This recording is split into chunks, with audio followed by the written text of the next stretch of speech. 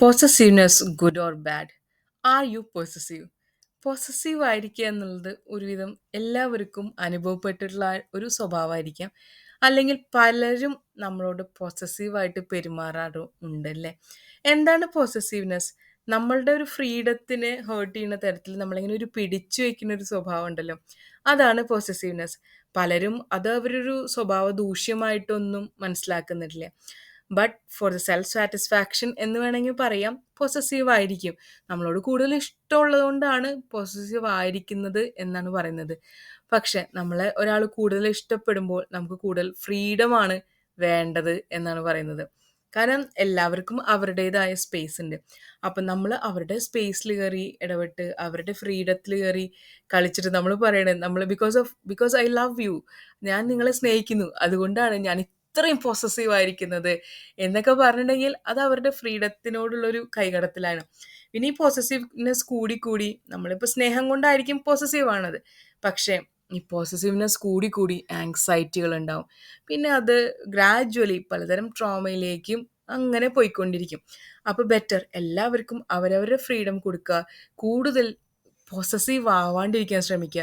കാരണം നമ്മൾ കൂടുതൽ പൊസസീവ് ആകും തോറും മറ്റുള്ളവരുടെ ഫ്രീഡത്തിൽ ഇടപെട്ട് പിന്നെ അവർക്ക് നമ്മളോട് വെറുതെ ദേഷ്യമായി തീരും. പിന്നെ നമ്മളെ ഒരാൾ കൂടുതൽ പൊസസീവായിട്ട് കാണുന്നെങ്കിൽ അതിൽ നമ്മൾ സന്തോഷിക്കുക. Okay, we are very grateful if he or she is showing possessiveness about us. നമ്മളെ ആ ഒരു അവരുടേതായ രീതിയിൽ കാണുന്നതെന്ന് വെച്ചാൽ ഒരു സ്നേഹം കൊണ്ടാണെങ്കിൽ ഓക്കെ. അത് ഏത് റിലേഷൻഷിപ്പിലായാലും കേട്ടോ, സ്നേഹം എന്നുള്ളത് ഒരു റിലേഷൻഷിപ്പ് മാത്രമല്ല. അതിപ്പോൾ പാരൻസിന് മക്കളോടുള്ളതായിരിക്കാം, അല്ലെങ്കിൽ മക്കൾക്ക് പാരൻസിനോടുള്ളതായിരിക്കാം, ഇനി അത് കപ്പിൾസ് തമ്മിലുള്ളതായിരിക്കാം, whatever it is. Friendship തമ്മിൽ ഫ്രണ്ട്സുകളില്ലേ, ഫ്രണ്ട്ഷിപ്പിൻ്റെ ഇടയിലുള്ള ഒരു പൊസസീവ്നെസ് ആയിരിക്കാം. നീ ഞാനില്ലാതെ അങ്ങനെ ചെയ്യാൻ പാടില്ല, അല്ലെങ്കിൽ നീ തരുന്ന ഗിഫ്റ്റുകളെല്ലാം എനിക്ക് മാത്രമുള്ളതാണ്, അല്ലെങ്കിൽ നിനക്ക് വേറൊരാൾക്ക് ഗിഫ്റ്റ് ഒന്നും കൊടുക്കാൻ പാടില്ല, പിന്നെ നിങ്ങളുടെ പ്രിയ നിമിഷങ്ങളെല്ലാം എനിക്ക് മാത്രമുള്ളതാണ്, അല്ലെങ്കിൽ നിങ്ങൾ ഹാപ്പി ആയിരിക്കുന്നത് എൻ്റെ കൂടെ മാത്രമാണ്. അങ്ങനെയുള്ള തെറ്റിദ്ധാരണകൾ കുറേ പൊസസീവ് ആയിട്ടുള്ള ആൾക്കാരുടെ ക്യാരക്ടേഴ്സിലുണ്ടാവും. നമ്മളിൽ എല്ലാവരിലും ഉള്ള ഒരു ക്യാരക്ടർ തന്നെയാണ് പൊസസീവ്നെസ് എന്നുള്ളത്. പക്ഷെ അത് അധികമാകുമ്പോൾ മറ്റുള്ള ആൾക്കാർക്ക് നമ്മളോട് ദേഷ്യം വരും, അല്ലേ? അതൊരു ബേസിക് ആയിട്ടുള്ള കാര്യമാണ്. നമ്മൾ അവരുടെ ഫ്രീഡത്തിൽ ഇടപെടുന്നു.